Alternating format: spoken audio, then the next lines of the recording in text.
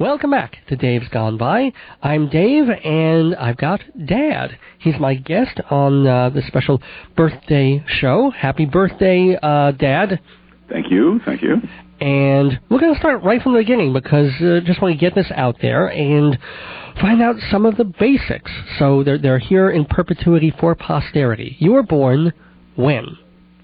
In 1937. Right, February 23rd, 1937. Right. And your credit card number is... No, I'm just... And what do you want, American Express or Discover? Discover, because, you know, the thieves can save extra money that way. Where were you? Is it Brooklyn or Manhattan? In Brooklyn. Cool. So your folks were living in Brooklyn at that time already? Yes. Dad came from Brownsville. Uh-huh. And, Grandma? Grandma was in Borough Park, I think it was. Well, they were living together by the point you were born, I would assume. Oh, you thought... Well... No, I thought you meant where they were from originally. But wait, they were... Well, originally, wasn't Grandpa... They weren't... Grandpa was born in Europe. Right, okay. And Lucy, my mother, was born here. Mm-hmm. And they originally lived... Their parents were in Brooklyn. Uh-huh.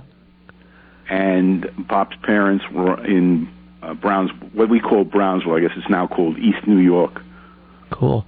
And that was that weird thing that I have had four grandparents, only one of whom was born in this country, and that was Grandma. Right? Yeah. Grandma Lucy on your side. Correct. And she was the only one who never had the birth certificate.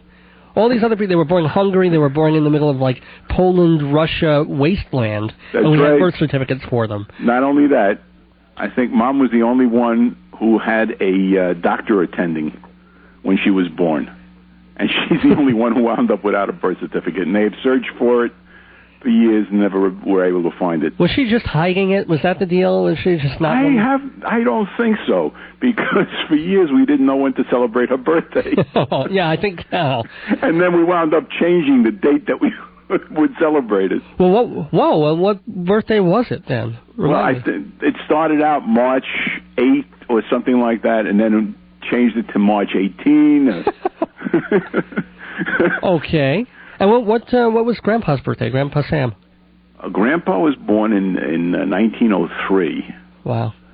And I don't really remember the date offhand. Cool. All right. Do you remember, what was your first childhood memory? Well, I don't know if I remember this or if it's vivid in my mind because of listening to Dad talk about it. When I was a kid and Dad had a pharmacy in Brownsville, Crown Heights, they used to put me in a box on the floor. Yeah. With a bunch of powders and chemicals and stuff. Razor blades, yeah. A couple of revolvers, you know. a set of steak knives. It's like, have fun. Not exactly. I kind of wanted you at first, but you're annoying. So they put you in how old were you? They would give you all these, like, incredibly toxic chemicals to what? David, you're adding things. I didn't say toxic. Oh, you worked in a pharmacy. What did you expect? Of course, the gun. No, but seriously, what would they do? This is your first childhood memory now. What happened? Yeah, little powders and stuff.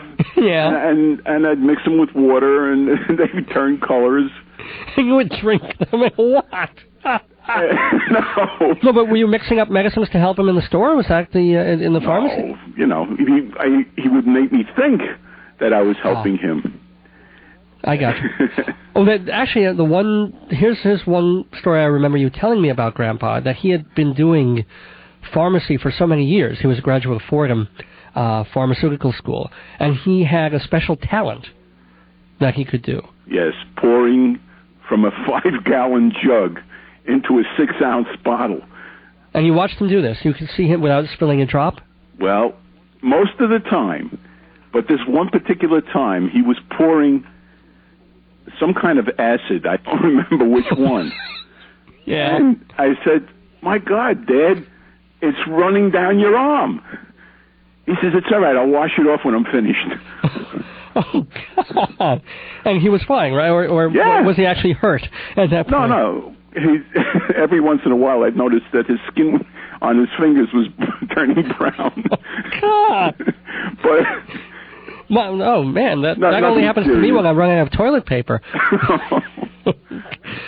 But actually, a less happy memory. The other thing I remember about Grandpa's work years was, I don't know if it's some kind of record, but he had some legal, not legal trouble, but some difficulties. Yeah, he was held up about more than 40 times. 40. Yeah. He was robbed. Well, the problem being that when Dad worked, he worked 6 days a week and every 7th Sunday. Okay. This is when his store was closed, and he was working for somebody else. Okay. And the person for whom he was working was part of a group of 7 local pharmacies.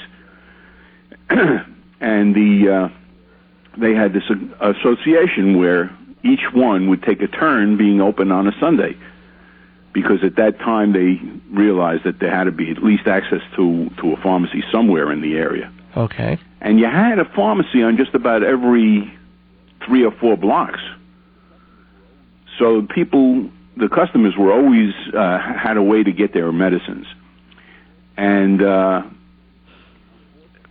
he, unfortunately, would usually work opening to closing, which in the pharmacy meant 9 o'clock in the morning to 11 o'clock at night, that sort of thing. Oh. So 40 times, at least, in his career, he was held up. And he told me that there was only one time he was really afraid. And that was when he kept talking about this fellow with a big black gun. He said two guys came in, and these guys were really looked mean, looked like they meant business. And thank God they didn't hurt him. Right. And was he ever hurt in any of these things? One time, one of the robbers kicked him for no apparent reason. And maybe the kid was high on something. Who the hell knows? But that was what they were generally there for. They were taking drugs and they want money? Or, why a pharmacy? When it started, it was a pharmacy because it was open until 11 o'clock at night. And other stores were generally closed at 6 or 8 or whatever. But you could always count on a pharmacy. Right. And so you were saying when it started, it was more for money, and then later on it was more about drugs, or? Well, I think in his working days, it was almost always money. And every once in a while, somebody would go for the drugs. Well, this was in Brooklyn? Where was it again? Yeah, well, most of his working life was in Brooklyn. Uh-huh. His store was, as I said, in Brownsville. Right. But that one closed during the Depression.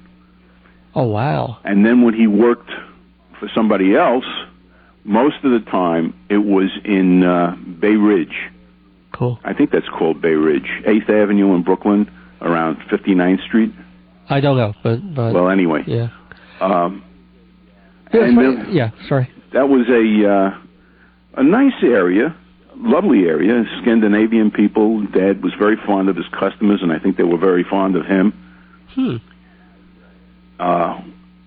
I remember the story he told me about the one holdup where this customer of his came in and said, "Who did it, Sam?" And my father said, I don't know who it was. He says, well, you find out who it was, you let me know, and I'll take care of him. Yeah. Oh, I vaguely remember another story sort of like that. That's ringing some kind of weird bell. Was it like cousins who took care of something like that at some point? It may not have been that particular incident. Well, no, this was a fellow who had a very dangerous job, and he said he knows how to deal with stuff like this.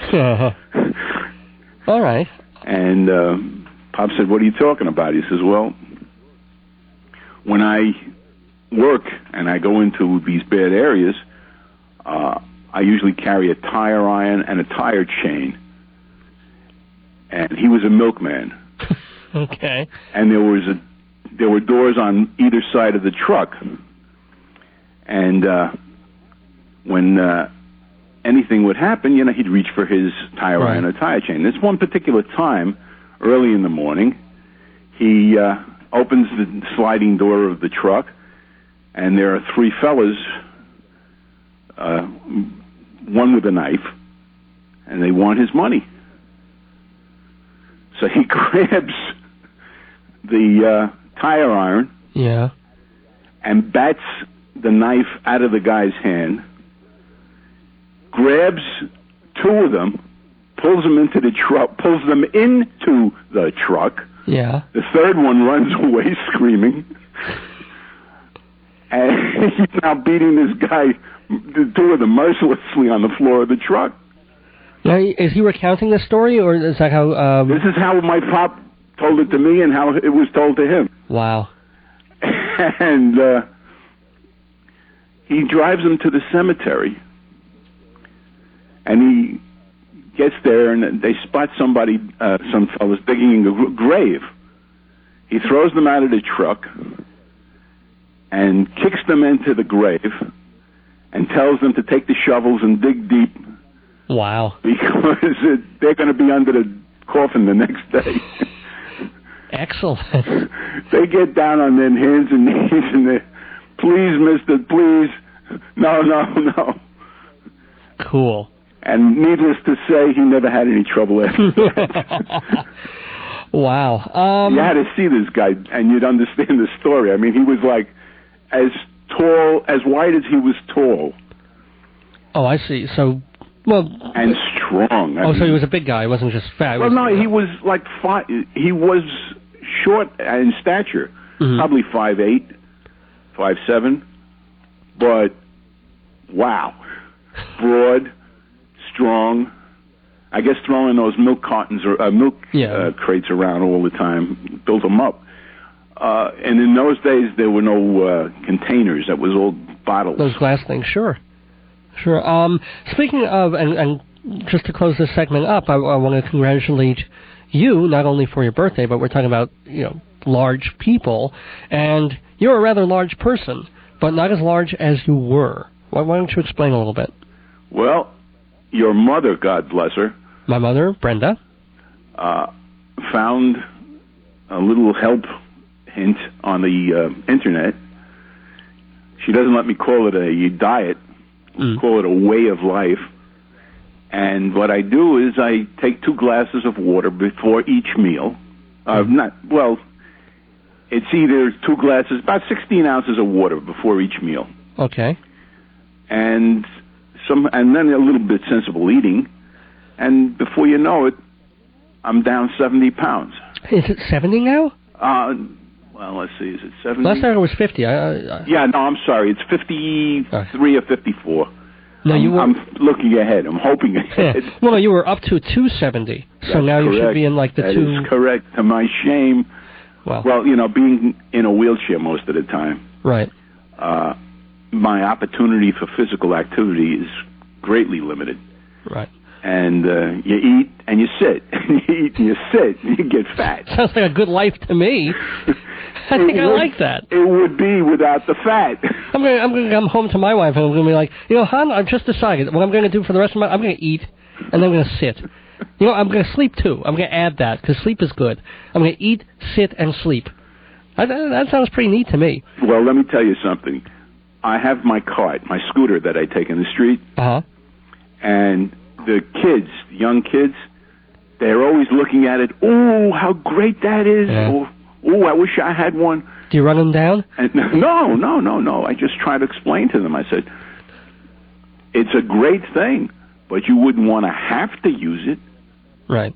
Of course. I mean, they're not going to understand that. No, of course they don't understand. Yeah. But, they don't know me, and they don't know... Well, they're lucky. No, I don't know about that. Oh, just on kidding. My birthday, a zinger? No zingers on my dad's birthday. And I do want to wish you, of course, a very, very happy birthday to you and many, many, many more. Okay. I want to thank you for joining me on the show tonight. I hope we get to do more of these interviews and talk to you in the years ahead, more about your life and stuff. So, mit Mazel, mit Glück, thank you. Many, many more. Thank you, Dad, for joining me on Dave's Gone By.